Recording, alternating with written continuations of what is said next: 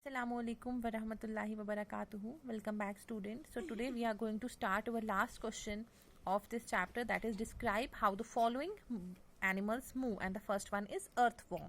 So they move very slowly by shortening and lengthening the ring-like structure or segments using muscles.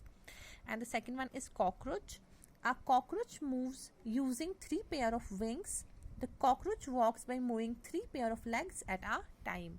And the third one is snail, and in this snail we will write it moves very slowly using a muscular structure called foot. A slimy substance produced by the body helps in smooth movement.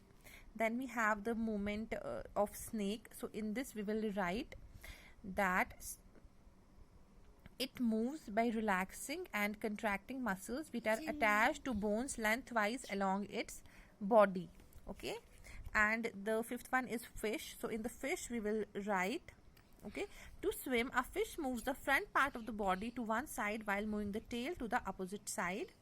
These movements are performed using muscles, and repeating them moves the fish forward through water.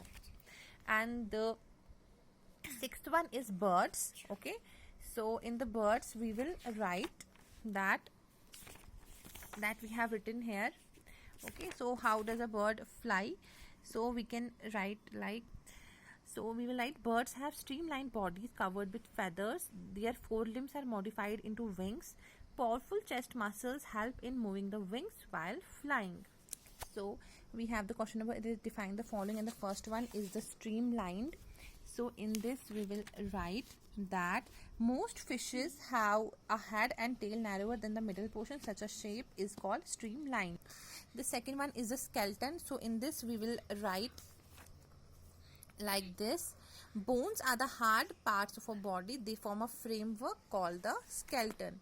Then the third one is joint. So the region where two or more bones are joined, that is known as a the region where two or more bones are joined, that is known as a joint. And the fourth one is the ligament. So bones are held together at joints by tough fibrous bands called ligaments. Then we have question number 9, it is write short note on bones. So we can write a typical adult human body consists of 206 bones, and bones are the hard part of a body.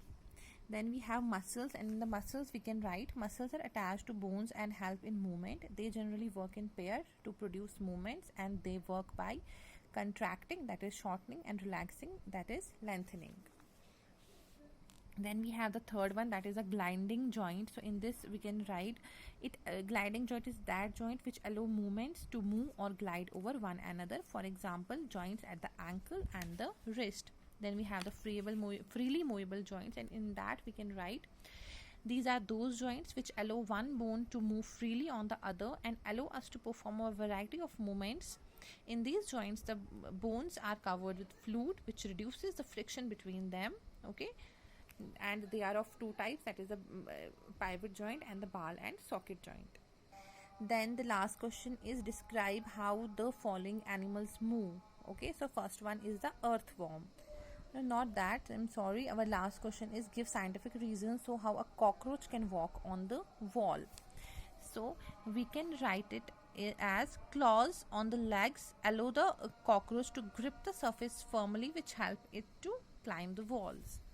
Then we have while moving, the snake curves its body into a series of loops. So the scientific reason is that each loop gives the body of a snake a forward push, and which helps the snake to move side to side in an S-shaped path.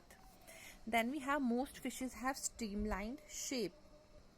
So the streamlined shape allow the fish to move through the water easily. That is the reason. Then the final one is the duck have webbed feet. So the reason is that the webbed feet help the duck to swim. So that is why they are having the webbed feet. And with that our book 4 is complete.